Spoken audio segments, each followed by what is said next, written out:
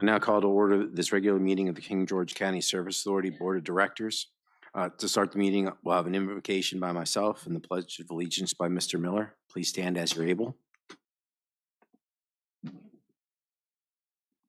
Lord, we ask that you watch over this meeting and provide your wisdom and guidance that we may make the best decisions in the interest of our customers and King George in general. In your name we pray. Amen. United States and to the republic which stands, one nation, indivisible, with liberty and justice for all. Mr. Miller, are there any amendments to the agenda? No, sir. Moving on to public comment. Is there anyone in the audience that would like to make a comment? Please come up. Comments will be limited to 3 minutes per person in order to afford everyone the opportunity to speak. If a comment is related to a specific public hearing item, we ask that you offer those comments at the time of the public hearing. Please state your name and where you live. Hi, my name is Matthew Posner. I live off Lambs Creek Church Road. I'm a former employee of the King George County Service Authority. I was employed last year, May 31st. I worked there for 9 months and received my Class 4 water treatment license. On March 2nd, I received a letter telling me that if I continued my employment through March 31st, I would receive 2 weeks additional pay and 3 months worth of money for COBRA insurance coverage. On April 7th, I received this retention bonus that after taxes isn't even enough to cover the COBRA coverage for me and my 10-month-old son. This is just one more of a set of broken promises that I've been on the receiving end of from the acting general manager. My fellow water operators and I were told our jobs were fine, that the contract was only for wastewater. We were told that every effort was being made to save our jobs, but no effort was being made to find Class 1 wastewater operator. We were told we were likely to get a job offer from Bowdoin, but we weren't even on the interview schedule until the night before when we reached out to Bowdoin ourselves. We were told that every effort would be made to find us jobs inside the county if we didn't go to Bowdoin, but it was when it was expressed that some of us would not work under the maintenance manager and the maintenance team lead, there were no further efforts made. Only one of us took it upon himself to find a job inside the county and had to apply. He was not transferred, he had to apply. Even last meeting, you told another one of my coworkers that he should apply for an open position with maintenance. That position remains unfilled, but has since been removed from the county website.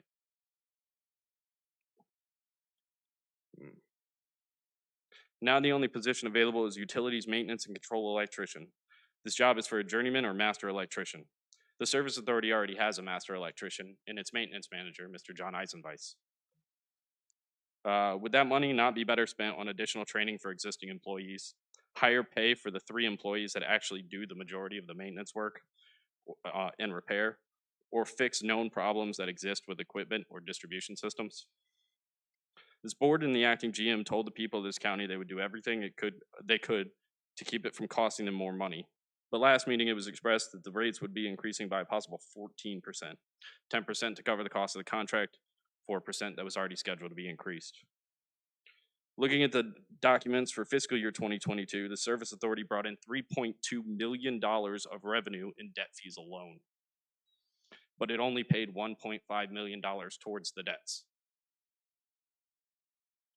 Furthermore, it had a net income of $2.1 million, net, not gross, meaning after all payments were made. Where did this money go? It wasn't towards improving facilities, or towards hiring needed employees, or towards the outstanding debt of $23.5 million. How do you explain this to the people of King George County, the customers of the Service Authority that have been paying this debt fee for 30 years and at best have only paid half of what's owed? Half of their money has gone to what's owed. Thank you for coming up and making a statement. We appreciate it. Is there anybody else that would like to speak? Mr. Dines, is there anybody online? No, Mr. Chairman. Moving on from public comment to reports of members of the board. Ms. Binder? Yes, first of all, I attended some of the meetings about the restructuring of the Service Authority, And Mr. Metzler, can I ask him to answer a question?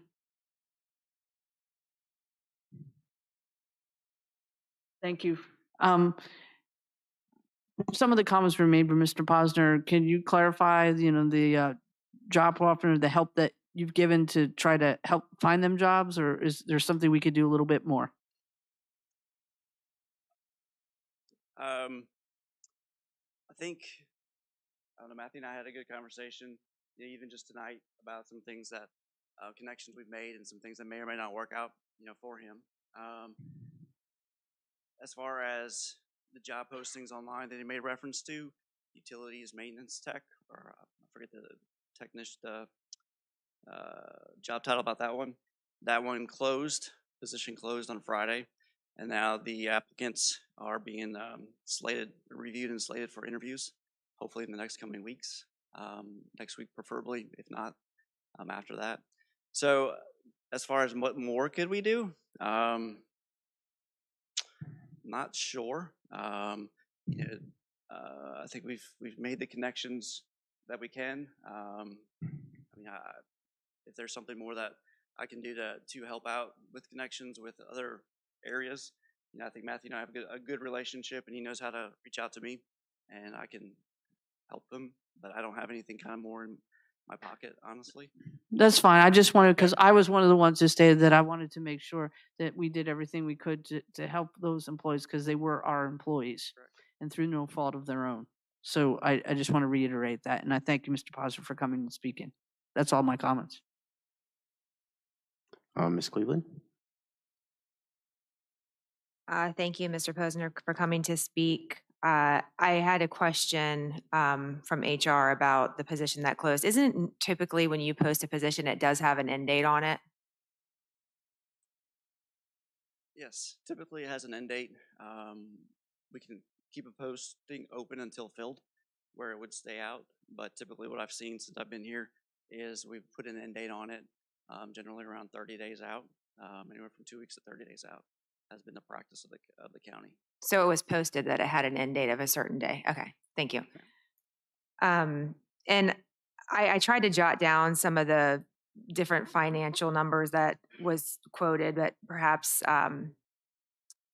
the administrator or our general manager can look into some of that information that he passed by, because I didn't capture all of it. I'm not sure if you did or not.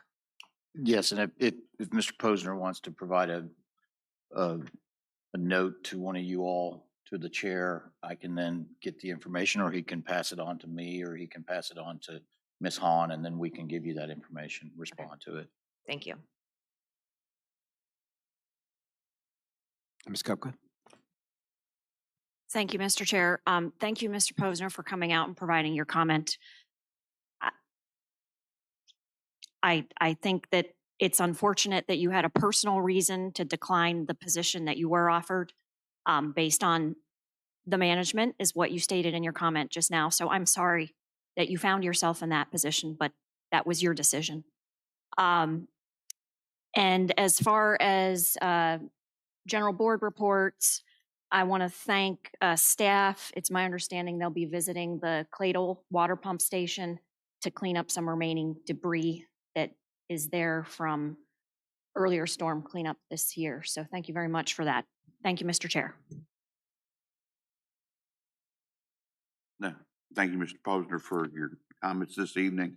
Also, thank you to staff for the heads up on the work that was going to affect St. Paul's today, and the quick resolution of that issue.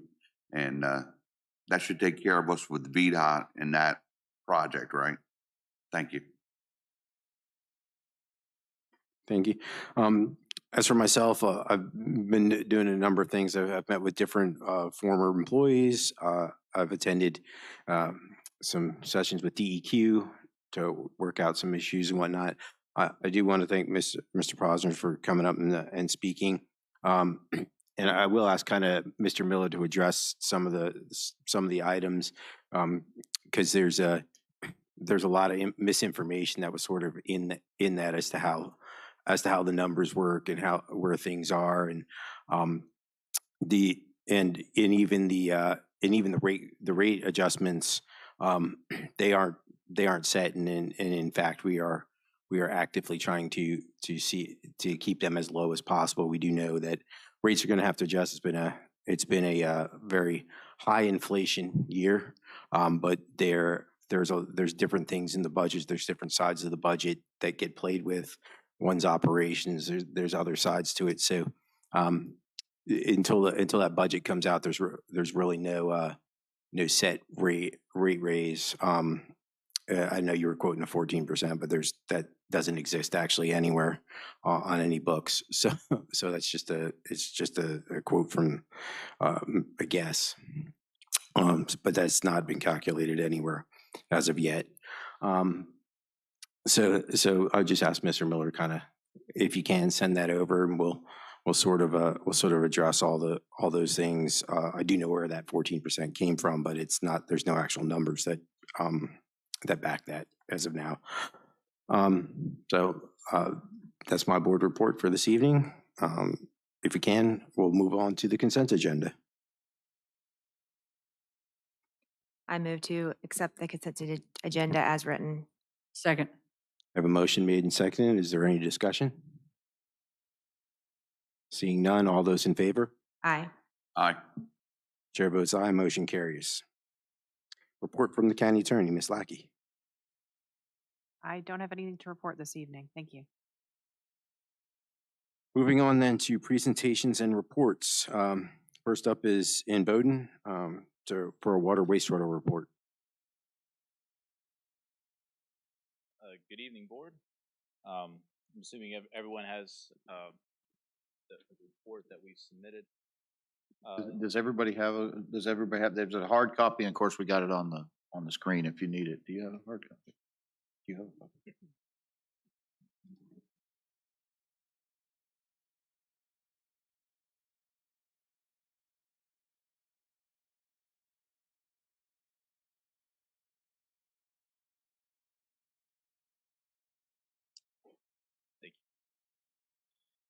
So this report is, so all utilities that we operate, we provide a monthly report to the council or the board, whoever the authority is that is overseeing the utilities on a monthly basis. And that monthly utility report captures information of operational occurrences from the month prior.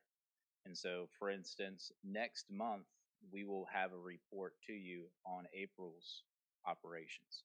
And it'll detail a lot of information for you guys to kind of understand and see what operational challenges were faced, water and wastewater production values, both from a total production and discharge and also from an average daily discharge.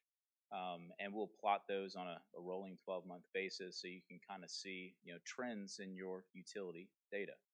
We're also going to provide a lot of analytical data that you can then determine what is the effectiveness of our treatment plants, was there any issues, and you can trend those by utility reports. And then it gives a reference, a benchmark, if you will, as we continue through this process of reporting these utilities on these utilities on a monthly basis. You can look back at prior utility reports and kind of see where the plant was, say 6 months ago or 12 months ago, and you can see improvements or detect issues with the treatment process as we go along. But this report that we're providing to you, we started the project April 1st. That was day one. So a lot has happened between April 1st and today, April 18th. And we try to capture some of that information, mostly on the water systems. But there's a lot of information about April that will come out in April's report next month. So I just wanted to clarify that. I do have an introduction paragraph that kind of explains and characterizes what I just said.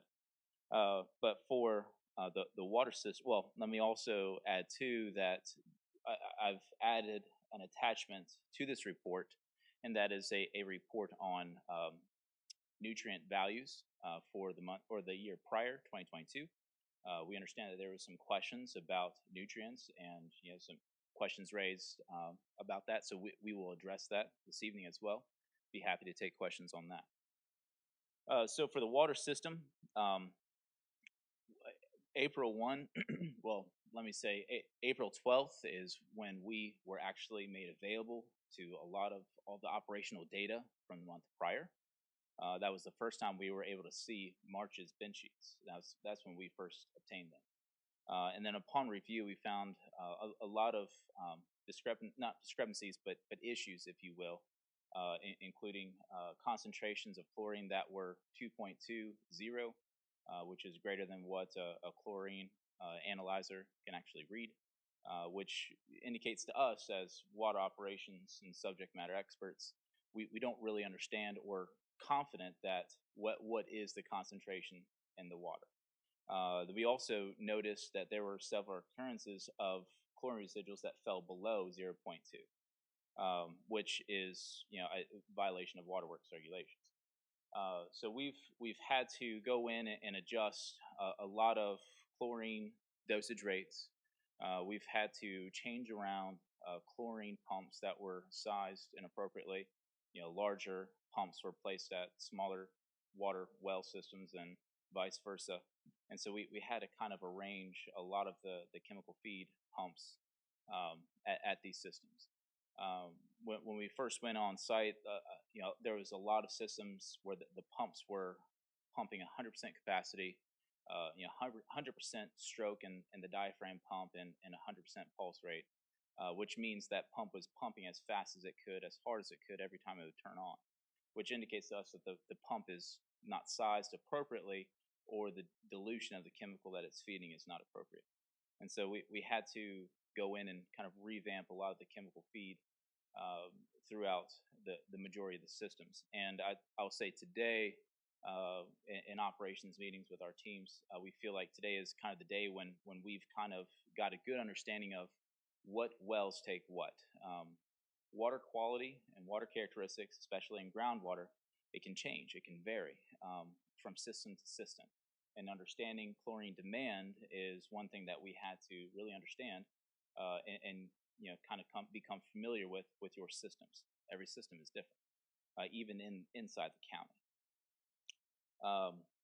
So that's kind of the issues that we face for water quality. Operational notes.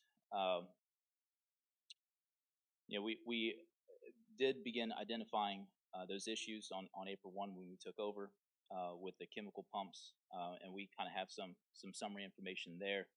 And then April 3rd, we did have reports of dirty water in the Dahlgren water system. And what we found is the Saft well, the well pump was in an overloaded state. It would not run.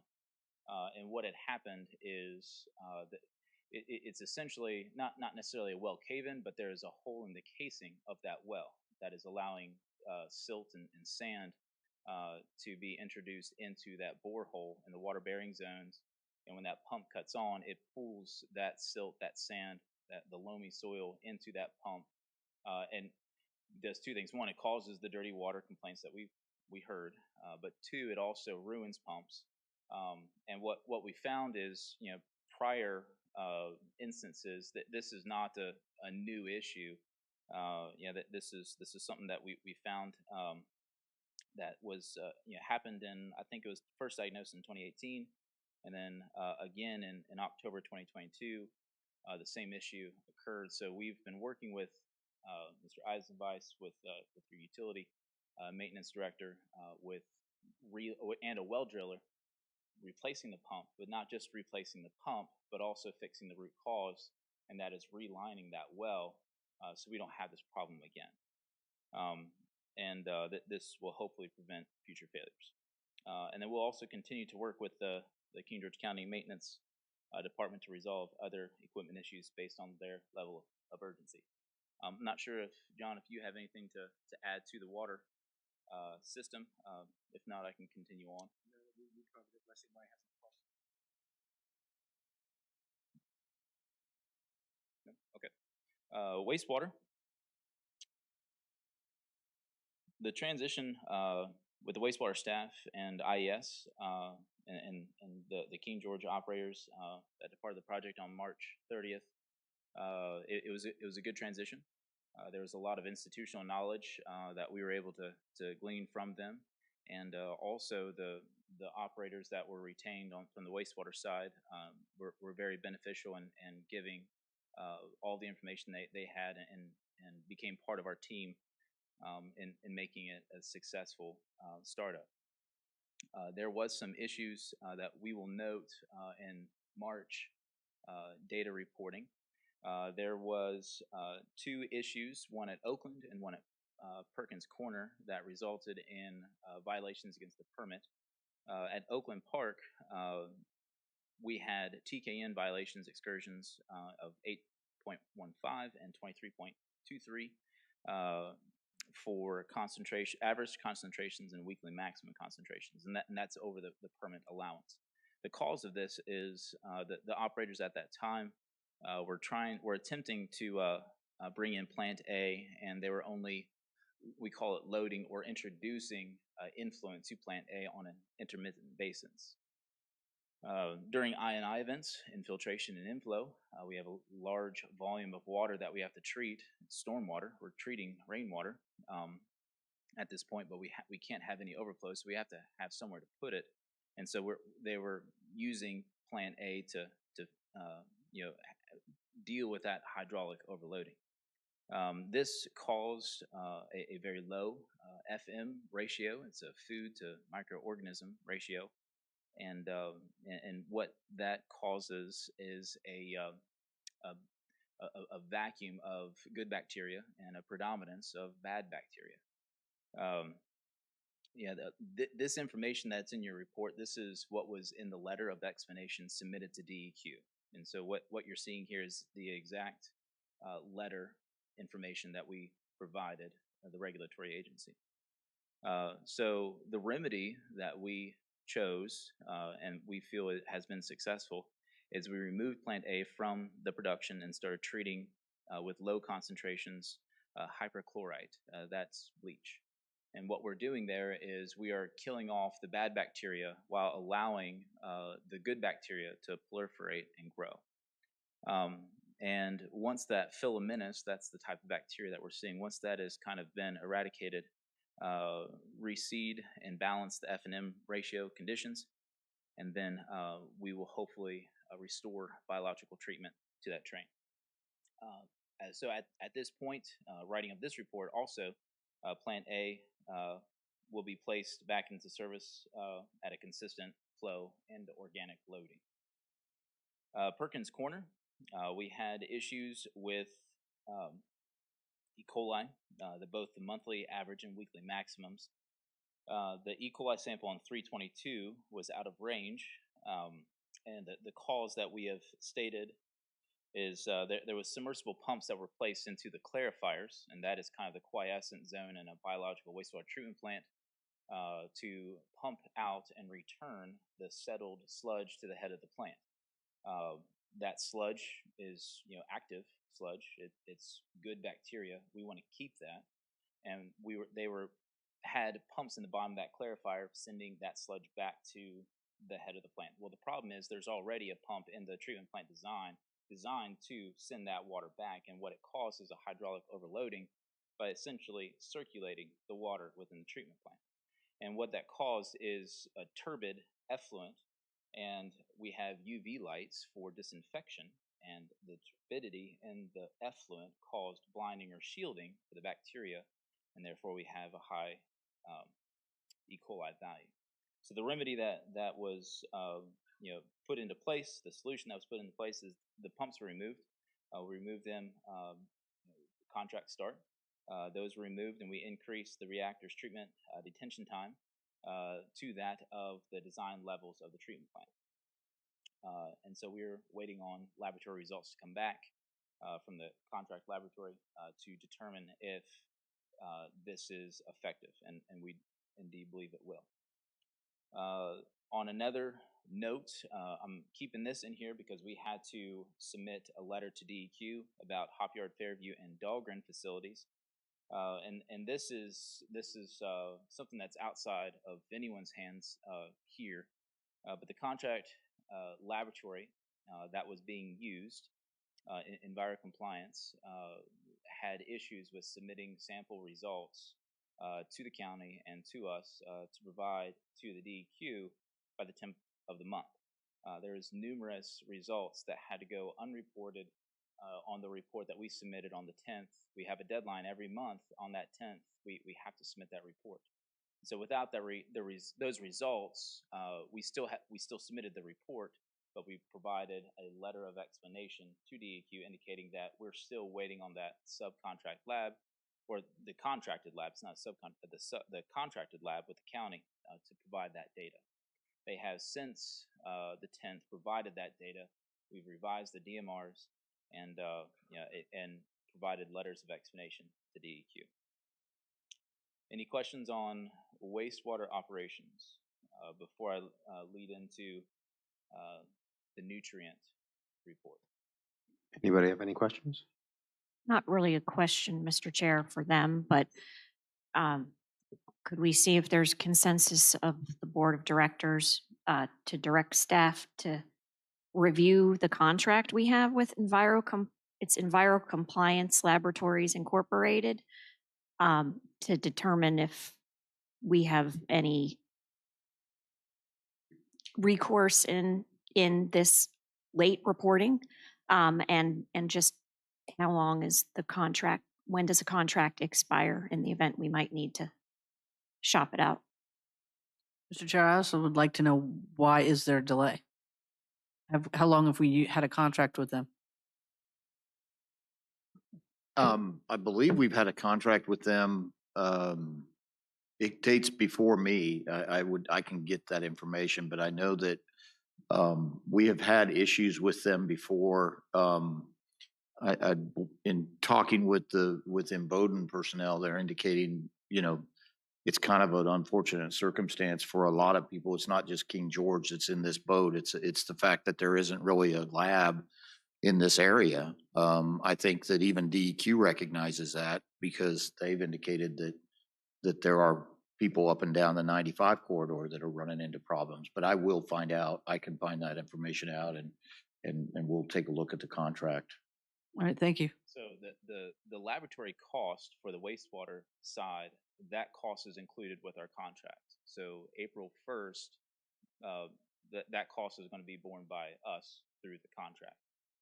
So we are sending all of our laboratory analysis, back to our lab in Mount Jackson. We have a courier come up 3 to 4 times a week. We consolidate all of the laboratory samples at the Hop Yard facility, and our courier picks up all of the samples there and transports them back to our lab. And this will, reduce an occurrence such as this in the future. There was issues with this lab.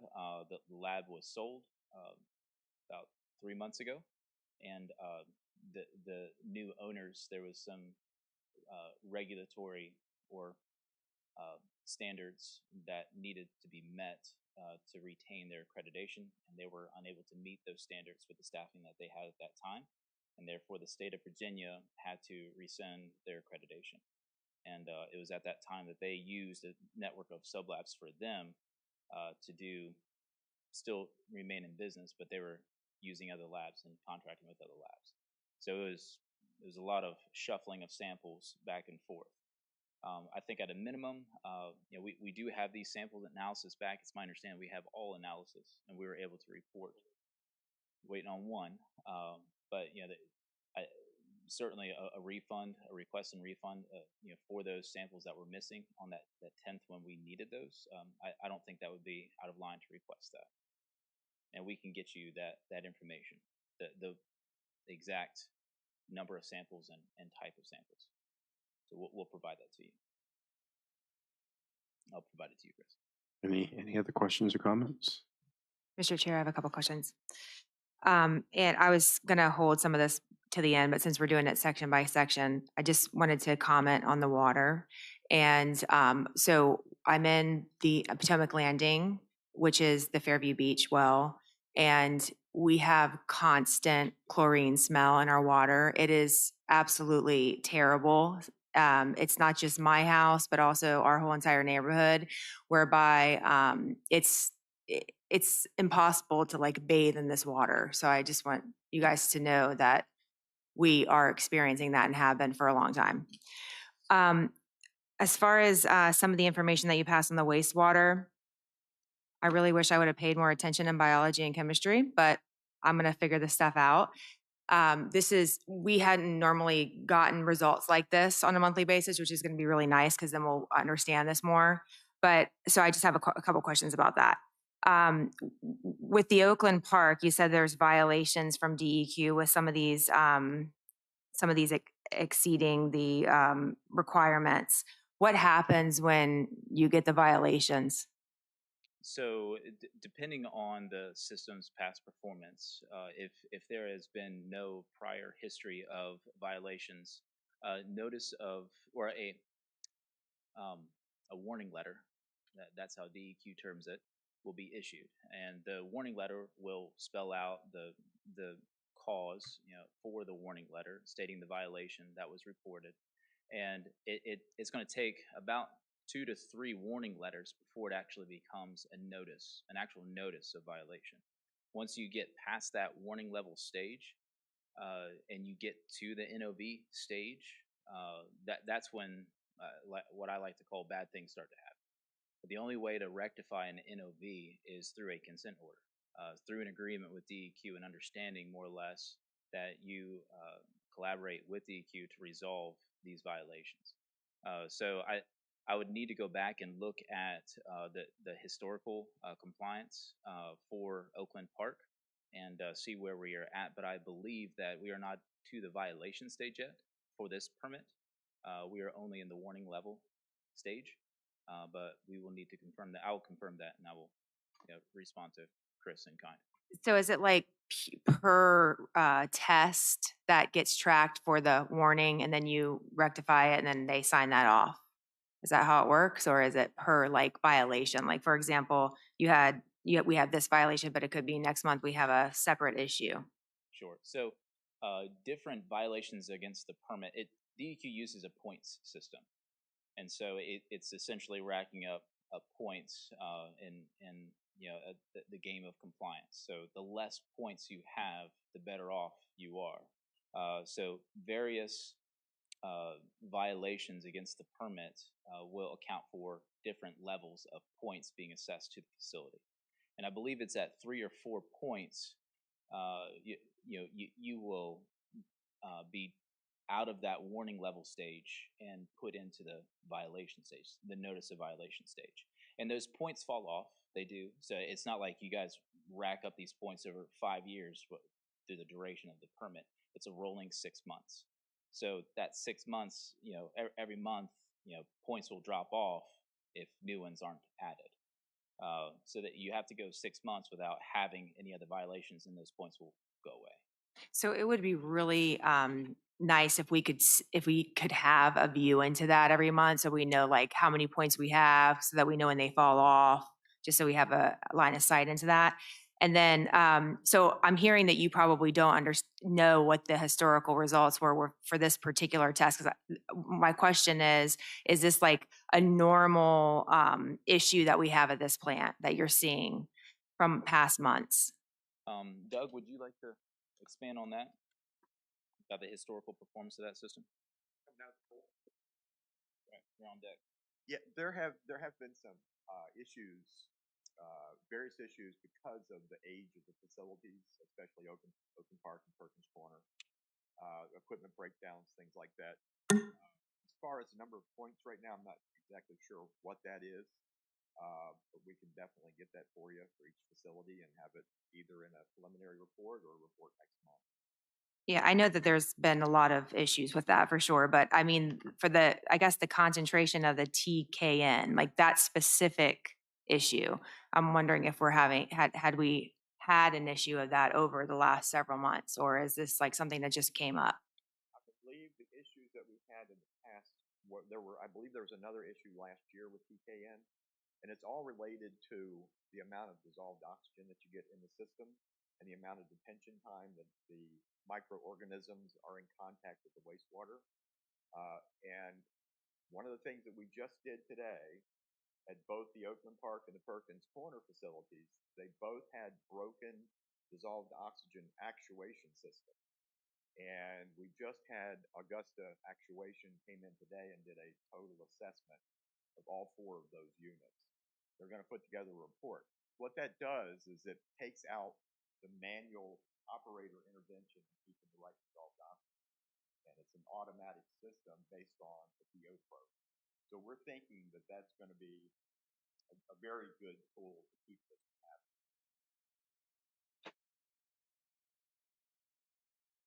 Okay, thank you. That was all my questions. You had a first question that you can answer that? Yeah, okay. Well, talking about the chlorine smell at Fairview Beach, have you noticed any change in that the last 2 weeks?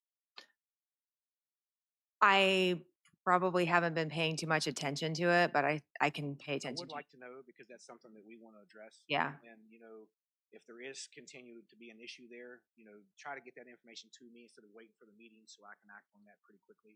But I've identified an issue there and you should be seeing a big reduction in that smell.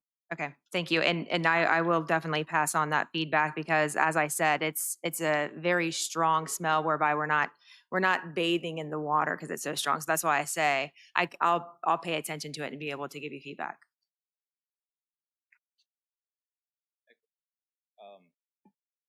So if there's no other questions with the wastewater side, we can move on to the nutrient. And I'll first say this: with our permits, our VEPTES permit, and our general nutrient permit, we didn't have any nutrient violations, and even the aggregate permits for the Potomac and the Rappahannock. General nutrient permits, no violations for nitrogen or phosphorus. Were seen because that is based off of a loading rate based upon waste load allocations. Essentially, how much those receiving streams can receive for total nitrogen and phosphorus. There was, however, a violation with a WQIF. And Doug, you can probably tell them what WQIF means, but there is it's essentially a grant program that the Dahlgren wastewater treatment plant, that permitted facility, came under in conjunction with DEQ, and this was back when the TMDLs were being assessed for the Chesapeake Bay watershed, and it really allotted. During that Chesapeake Bay wasteload allocation and the TMDL Act, and the systems were essentially allotted these nutrients. So in turn, facilities had to upgrade their systems to meet these new limits. Well, in order to do so, they had to have a source of funding, and that's what the WQIF grant program is able to provide. But there's caveats, and with that program. And Doug, I'll let you explain. Your report here that you put together, and it explained the violations that we had last year in 2022 with the WQIF. Okay, well, the Water Quality Improvement Fund, what you have a general permit for nutrient removal. Anybody that's discharging into a stream into the Chesapeake Bay. And so those have limits that are above what the Dahlgren facility has.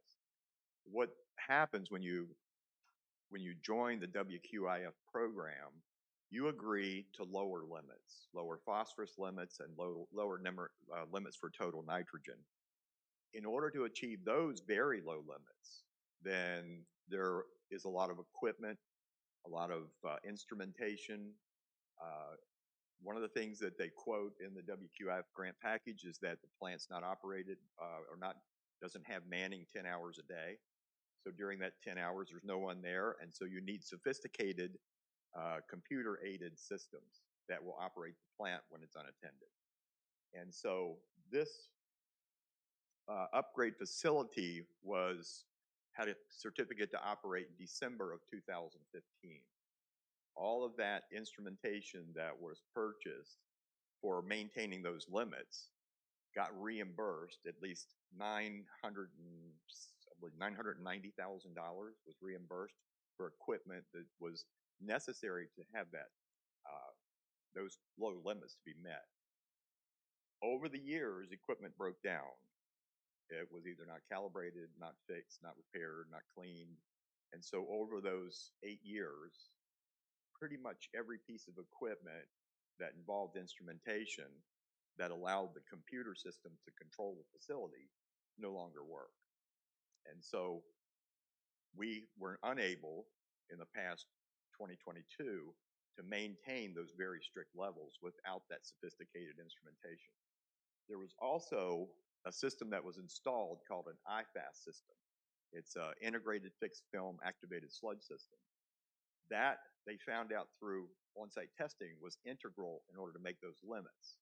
But what happened is over the years, those 8 years, that system got clogged up.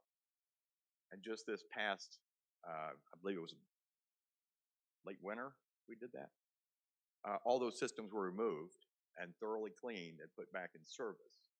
One other thing that we just recently did, and another integral part of the system, is called nitrate recycle.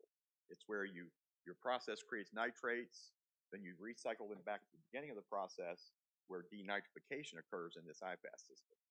So with the combination of that and a total recent repair by Mr. Eisenbeis of the recycle system, we saw a dramatic change in nitrogen levels in the discharge. So we think we're there, but we're going to have to take a look into getting all this sophisticated instrumentation back in service. Any questions?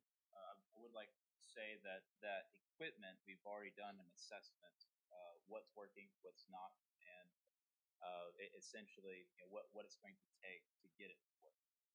We're going to try to put some budgetary values to that and work with the controls contractor that the county currently uses to get those pieces of telemetry repaired. Thank you for the report. I'm the one that asked for this because we got it under our former general manager. I thought it was useful not only for us, but for those in the public and the ratepayers. But so this equipment what is its normal life cycle? So if we invest in the new equipment, is it a very small window that it's operational, this equipment, before you have to replace it? The life cycle of that type of equipment is generally much, much longer than 8 years. But there are things like probes that are attached to the equipment that have to be replaced more often. And they also have to be removed and cleaned and calibrated and that type of thing. But the actual base units themselves, the receivers, I mean, they'll break down at some point, some earlier than others. But what happened was as these things were taken out of service or went out of service, they just moved into a manual operation.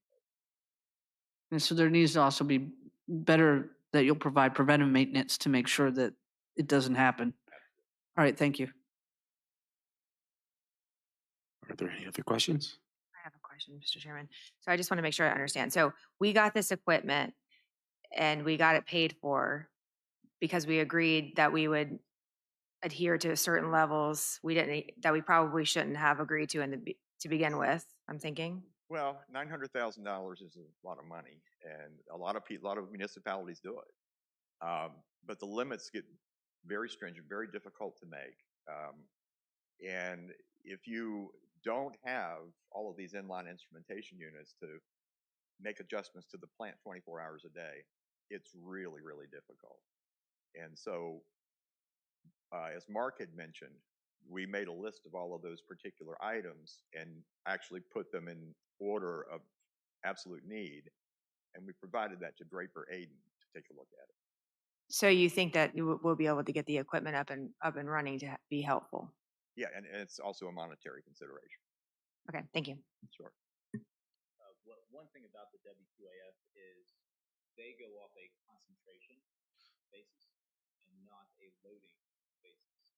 So with the general nutrient permit, we were well below our loading allocation for DHQ, in so much that we had excess credits that we could sell on exchange. We had an abundance of credits. But in the WQIF, it's concentration based, and beginning part of 2022, those currencies happened. We were seeing nitrogen species coming back 52 milligrams per liter. There's no way to average those values, those high values, down to a concentration average that would meet the WA.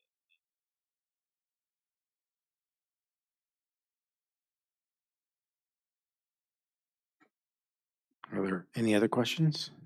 All right, well, thank you. Thank you.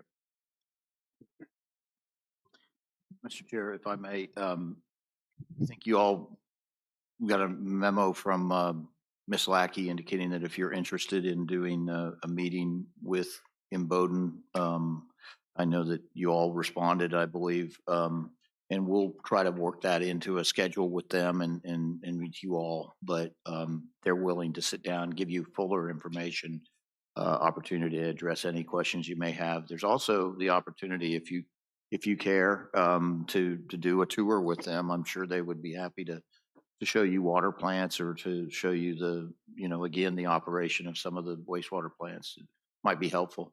I definitely would like to do that. All right, moving on to the expenditure report. Was Ms. Hahn here? Or Ms. Hahn is not here tonight, but I will just fill in for her. I cannot do justice to what she does, but I can at least provide read numbers for you. Mr. Dines, do we have that in the online portion of it? If not, I believe you have it.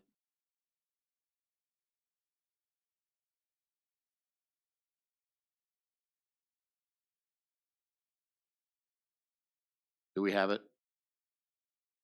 Okay, it's coming.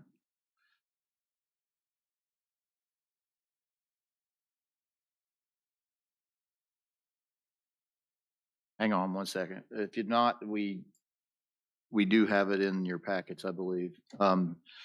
So as you can see, this was something that we were doing, and obviously, once we were now able to get the audit finalized earlier this winter, we were able to start providing this again. I think Ms. Hahn was indicating that she wouldn't have accuracy if she was doing this during a couple of those months. And so that's why, we kind of discontinued this a little bit, but we are going to provide this to you on a monthly basis. We will provide,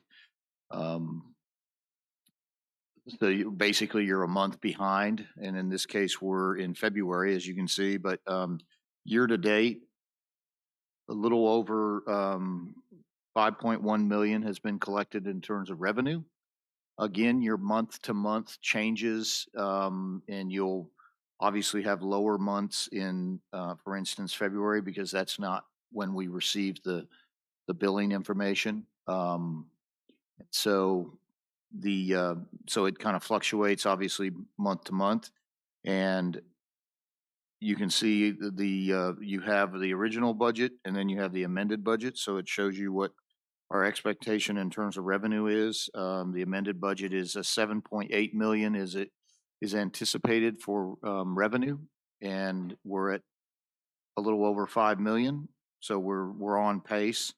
Expenditures, the amended budget was 7.8 as well, and we are just a little over $4 million. I know that number, those numbers are up there, are kind of a little hard to read, but so things are, we've got basically we're about $1 million over in terms of revenues over expenditures to this point. And I can certainly answer any questions, but we'll have another report for you in May for the month of March. Are there any questions? All right, we'll move on then to action items. The Service Authority restructuring. Do we have the work chart for that?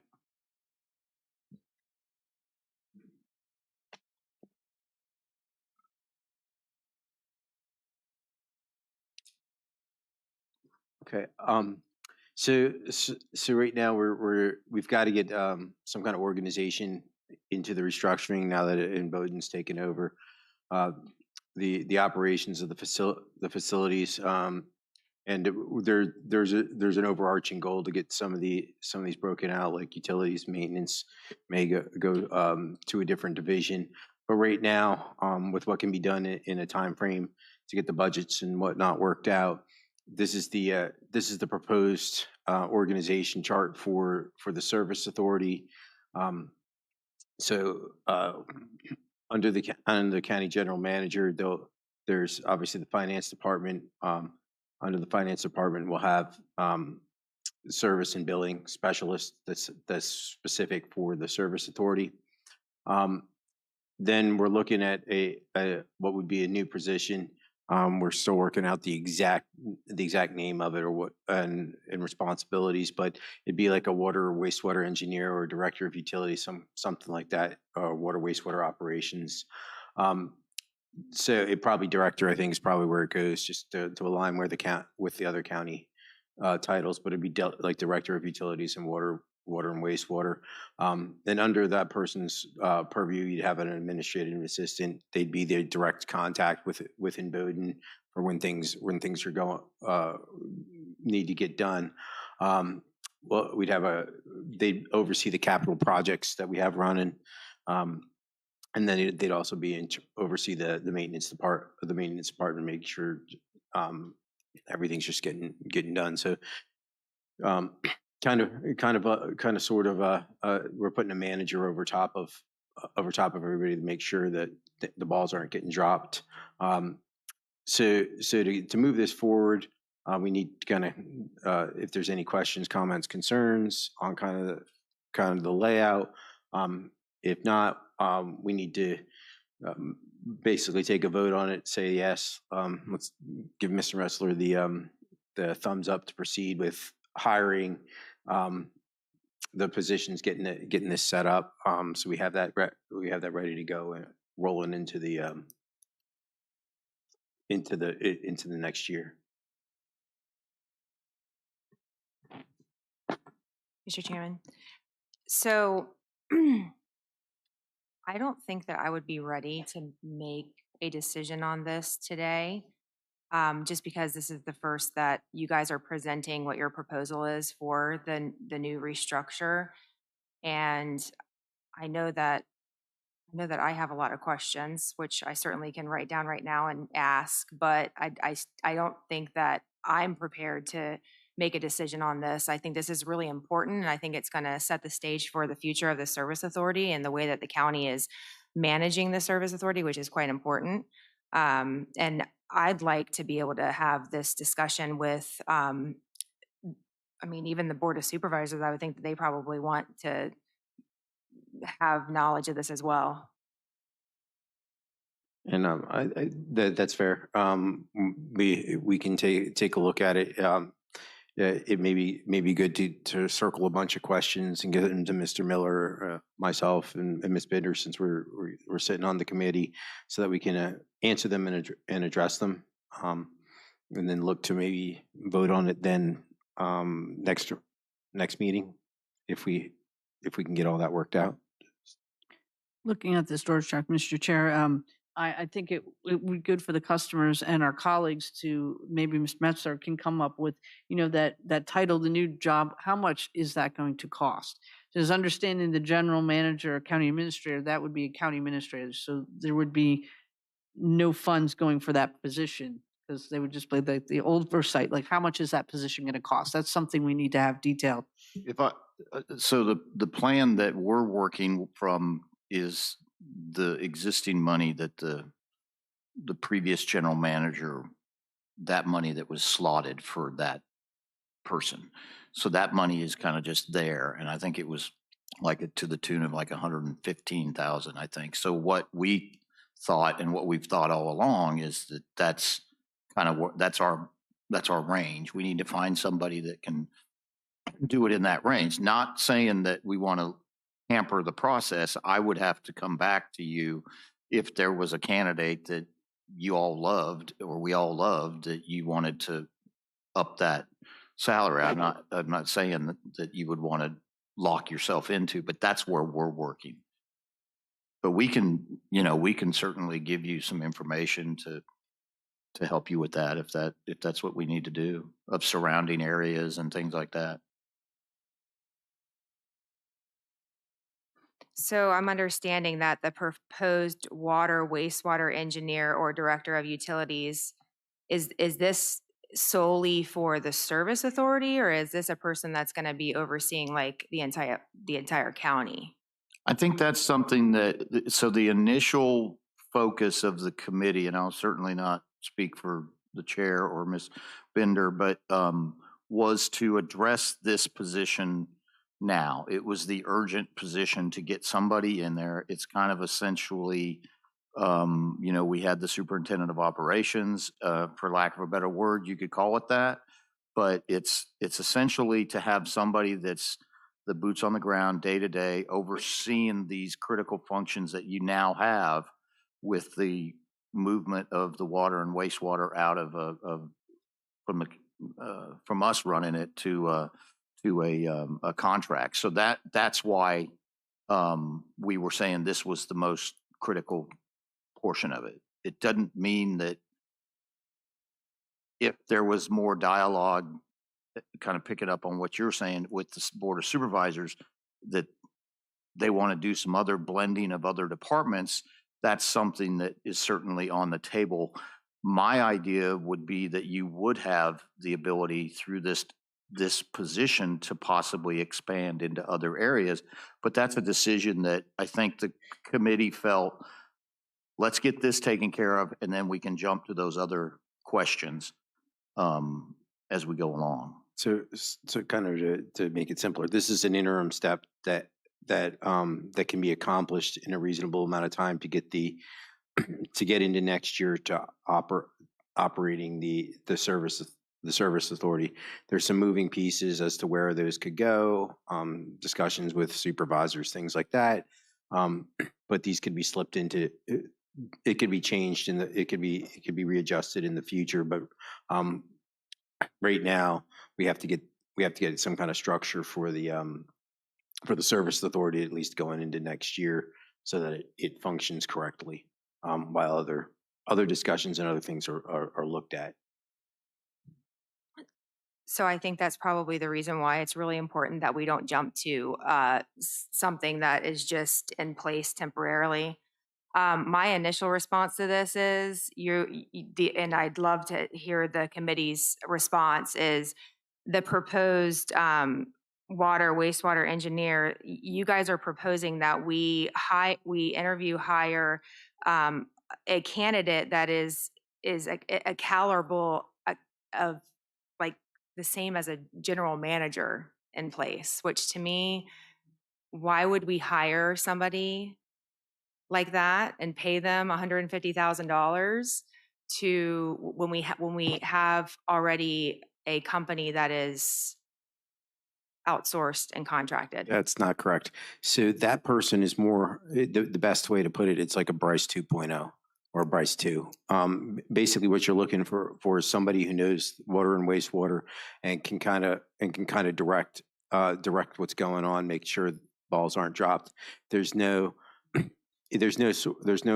general management function put into this, in that, they are overseeing the Imboden contract and making sure that's getting done, but Imboden's still running things. They are managing the system.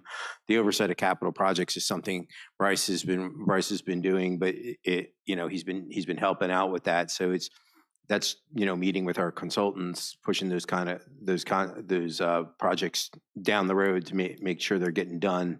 And then just making sure the or the maintenance and whatnot is getting done that Imboden needs, as well as the customers need. So there's no hiring. The hiring and whatnot's all HR. It's more oversight of these things to make sure all the balls aren't getting dropped. General manager would have hiring, firing, all those capabilities. It's a lower level position in that regard. It's kind of akin to a project manager in in a lot of companies. It's a lower level position, but it's paid the same as a GM is what I heard you guys say. That's what I'm just, We don't know what it's paid right now. We targeted that as a max and going under. We have to look at what the surrounding counties are doing and whatnot. There's a little bit of work to be done. I know Mr. Mesler's trying to do a kind of an evaluation of all the salaries in the entire county and what different positions get paid in relation to counties near us. So that's part of that's going to be evident in sort of that reevaluation. So we just put in a placeholder for this second at that mark. was there any other perspectives that the committee brought to have discussions on that actually would save our clients some money, or because this to me just is adding more to the burden. So I'd like to understand maybe another plan that was talked about that the county could incur some of the costs that the service authority is having to take on. So long and short, you got to get this done first. That's a conversation with supervisors and a lot of other things to see how things could be organized, where people want to go, whether you want a utilities department, whether you want to keep service authority. There's a lot of discussion on that, and that's lots and lots of time and lots of debate. And you've got to get an operational structure to keep this going. So that's really where you are. You have to have an operational structure to operate and continue functioning as we exist. While you talk about the other opportunities to do things, and there are discussions to be had with like utilities, the utilities maintenance, where they may be able to go to general properties and do a lot of stuff for a lot of different people. Because we do have electricians and whatnot, and they can help out and do facilities work at buildings and whatnot. So there's a lot of overlap, and they could eventually go there. But that's again a lot of discussion, a lot of talking to different supervisors and whatnot about that possibility. So there's different options. But right now, to get functionality, what we can do as a board of directors directly is something like this, and then work with supervisors and whatnot to maybe look down the road and see how the structure might look, in the future. So it was to my understanding that when the organizational committee was formed, that these discussions, these hard and tough and pretty involved discussions were happening. And that's why I'm just very confused as to why we're saying we're structuring it now and we could restructure it later. I propose that the restructure committee really think about these things, maybe meet with the board of supervisors and come up with an ultimate plan now. We have been functioning like we have for the last 2 years with the interim general manager. And if the discussions are going to take another month, perhaps that needs to happen. I don't think that right now is so critical that we put this in place when you could just work a little bit harder and come up with a plan that would satisfy everyone. But we are working on it, and the time frame is no guarantee. It could take a year. I'm just telling you. So it's who knows? There's a lot of details to work out. But what I would say is kind of write your questions down. Let's get them to Mr. Miller, get them to Mr. Metzler, and we can take a look at it. Kind of address all those things. We can kind of lay out, where we think the future could possibly go. And we've already started discussions with the supervisor and whatnot. But there's a lot of involved talking, and there's a lot of work on actually Mr. Miller and Mr. Metzler's part on how those things would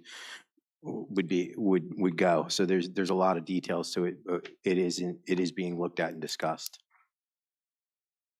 Mr. Chair, I just want to make one comment, and I was very vocal in this committee that I wasn't 100% sold on making it under the county's umbrella. So I want to print that note. And I had thrown out the bringing the maintenance, what's left of maintenance under the county to save a little bit of money for the ratepayers. So these are all things we need to do. And I've been always said that if we're going to change the way we're doing things and change the culture and change everything about the service authority, we need to do it right. And we need to make a framework, even if it takes a year or more, and we need to lock it in as a framework and vote on it and stick to it. It's a plan. And So that's what at least for me, that's how I look at it. Are there any other comments, questions? Yes, Mr. Chair. Thank you. Madam County Attorney, can we even do this without amending the Service Authority bylaws? So the restructuring committee has not yet made the formal recommendation. My understanding with the discussion tonight was the restructuring of kind of the mid and lower levels. But your bylaws do specify a general manager. So you see on the org chart, it's still by title, a single person serving both functions of county administrator and general manager. So that would be up to the directors. But certainly, if you wanted to look at your bylaws and restructure there as well, that's a possibility. So it's a no. The current structure maintains a general manager, which is consistent with the bylaws. Thank you. Mr. Chair, but the bylaws can be changed, correct? That's correct. And then also I did ask about the charter because I thought that we all had to have supervisors on, of some, at least one. And that also can be that. Can you clarify that? Sure. The charter just specifies that the supervisors do the appointments of the directors, but there's no number of supervisors that are required to serve in the capacity of a director. Because it was one of my suggestions to make it truly a citizen and those that are customers of the service authority, that the two of us that are board of supervisors step off, I guess would be the end of the year, calendar year, because I had clarified that and appoint citizens that are actually water and sewer customers, or water or sewer, whichever. So I would just ask that everybody kind of get your questions, comments, concerns about the proposed structure so we can look at it, kind of adjust those, rejigger it if we need to, and get it back out to everybody for further comment so that we can keep moving the process forward. And we'll put the vote towards a later date if everybody's good with that. Mr. Chairman, can I make a comment about what Ms. Bender was just speaking about the board being made up of clients of the service authority, which I am 100% in agreement of. I do not think that there should be board members that are not customers of the service authority, because it just doesn't seem like they're being able to make decisions for the people that are actually paying the bills. I don't know if we can make that change or if we can make that an action item when this restructure takes place, but I definitely think it's a good idea if we can. All right. With that, we'll move on to General Manager's report. Thank you, Mr. Chair. In the interest of time, I'll just refer you to your to-do list, which obviously is based on the capital items. And I will tell you that a number of the capital items, if you look through your report, are listed. Let's see. So I will tell you one capital item that is done is the upgrades to the Fairview Beach wastewater plant outfall system. That has been completed and has been signed off on. So let's hope that that design structure will work well, and I think it will. But you have a listing of all the other capital projects. A lot of these are ongoing. Obviously, the automatic meter reading is ongoing, where the contractor was obviously off for the winter, but now has started that process of going through the neighborhoods and beginning to do the replacements. As you remember, this is a 3-year project. And the ultimate goal is that the meter reading process will be a very highly digital, very more low maintenance, low labor involved, more of a technological based approach. And I think it's going to be able to allow customers to access information about their own meter and what may be causing meter fluctuations or allows us to come in and identify if there's issues with leaks or if there's any issues with other concerns that are happening with the homeowner. And so I think this is going to be a very win-win situation for everybody. And it also then allows us to really reconfigure or reconsider, I should say, the idea, do you want to bring the outsourcing of the billing back into the county? There are complaints about muni billing. There's also people that love muni billing. So you would have the option, I think, once this is all complete, to make that decision if that's something that you want to do, is bring it back in. The ARPA water grant from Virginia Department of Health, that is a ongoing project. It involves a lot of the upgrades to the wells. One of the wells that was spoke about in Bowdoin, the Saft well, is the existing Saft well. And the plan that VDH wants us to do is to go to a new Saft well. And so we're working that process out, but that's obviously a big capital item. And so it's not something that immediately can address the concerns with the existing Saft well. Perkins Quarter wastewater plant decommissioning, that is an ongoing project. RK&K is the engineering firm that is working with Bryce Young and Travis Cusenberry and the Service Authority staff. And we are, Bryce, when is we're putting the bid together, I believe, the bid package together for that? Is that coming soon? Okay.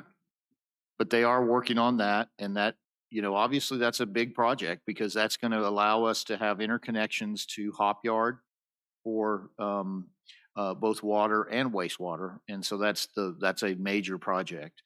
The ARPA wastewater grant, obviously that's a big grant that we are also working with the Department of Environmental Quality on, and that's for upgrades to our wastewater plants and our system. $16 million, a lot of money, and we're very thankful that we received that. Bryce continues to work on the inflow and infiltration program, and I think as Mark and Bowdoin and the environmental and the Bowdoin team have mentioned, that's a critical aspect of wastewater management is your ability to have good control of your inflow and infiltration issues. Observation well with Canterbury subdivision is complete, and that's done. So that will be a move to the completion project.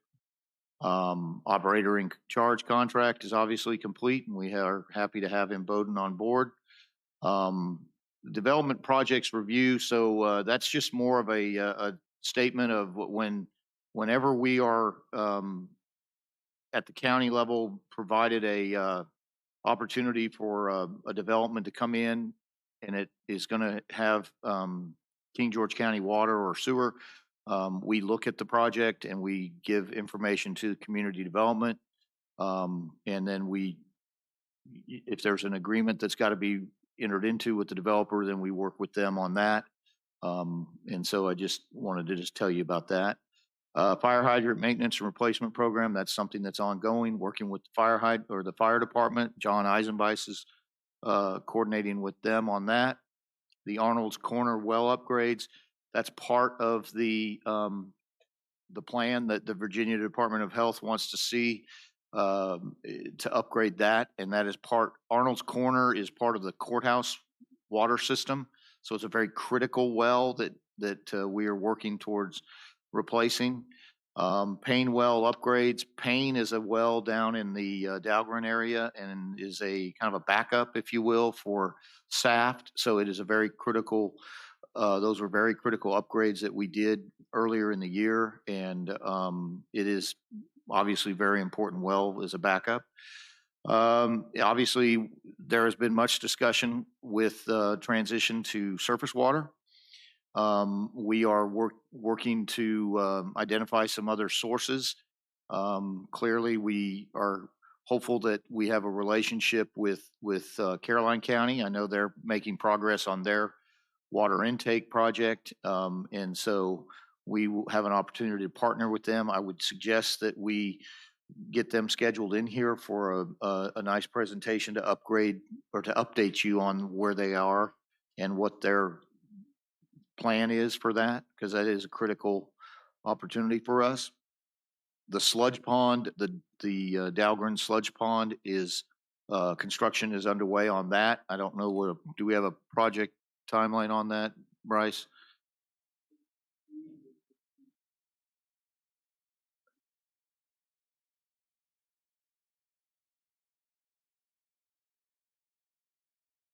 Notice to proceed was issued for today and they are beginning work now. That's Johnston, correct? Correct. Yes. So that'll take care of that issue that has been there for a number of years, and the Department of Environmental Quality would love to get that out of there. Rate plan implementation, that's obviously we're in year 4, and so we're going to have obviously a discussion when we start putting the budget together. Low income housing, water assistance. If there's anybody that you're aware of in your districts that is interested in qualifying for this, please have them contact Patty Norris Parker at the Service Authority. We do have some folks that have signed up for it, and we've put money towards that program and working out those things for them. The only other thing I would just point out is we do Walnut Hills subdivision. This is one of those development review projects, but they are going to, they have an existing agreement with the Service Authority that dates back to, I believe, 2016. We have reworked an agreement with them, and so Ms. Lackey will start working on that, and then we'll be hopefully bringing it to you in the near term within the next month, and they would like to approach you as a new agreement, if you will, a cost sharing agreement on the number of units that they're putting in. I mentioned that Imboden was available for meetings, so please, I know several of you have given me your times, and so I'll try to coordinate a setup with them where they can come in and meet with you, and if possible, even meet at a particular plant or a particular location and maybe describe some of the way operations go and things like that. I also have given you just a notice, and I know it doesn't have a direct effect on the Service Authority, but the septic pump out notice, which is something that community development does. They're required to do it every 5 years. We're getting ready to send those notices out, just to let you know that that's from the county side, but I know that some people do have questions of Service Authority members, and so just wanted to let you know. I think, Mr. Dines, we have employee anniversaries. Daryl Minter, 4 years as with our utilities maintenance department. And I think, was there more? I thought there was more. No. Okay. Well, maintenance crews are doing a great job too. What I'd like to do is maybe for the next meeting, John, sorry to put you on the spot, but have John tell you about all the things he's doing as well. Compliment what he's obviously working very closely with Imboden, very involved with them and coordinating their needs and addressing their needs. And whenever there's an issue, he's on it. They've been on top of the well at Nines, and then of course Saft, anything else that's going on. But I'll have him provide a report at the next meeting. So that's it. Are there any questions for Mr. Miller? All right, moving on. Looking for a motion. I move that the King George County Service Authority Board of Directors convene in closed meeting pursuant to State Code Sections 2.2-3711A3 and A6 to discuss groundwater facility permitting status and recourse pursuant to Virginia Code Sections 2.2-3711A7 and 8 for consultation with staff and legal counsel regarding actual or probable litigation where such consultation or briefing in open meeting would adversely affect the negotiating or litigating posture of the public body, and specific legal matters requiring the provision of legal advice of counsel. And 2, discussion concerning possible acquisition of surface water and a potential site for a water treatment plant where discussion in an open meeting would adversely affect the bargaining position or negotiating strategy of the public body pursuant to Virginia Code Sections 2.2-3711A3 and A8, where discussion of potential acquisition of real property and negotiation concerning a source of raw water in an open meeting would adversely affect the bargaining position or negotiating strategy of the public body and specific legal matters requiring the provision of legal advice of counsel. Second. We have a motion made and seconded. Is there any discussion? All those in favor? Aye. Chair votes aye. We are in closed session.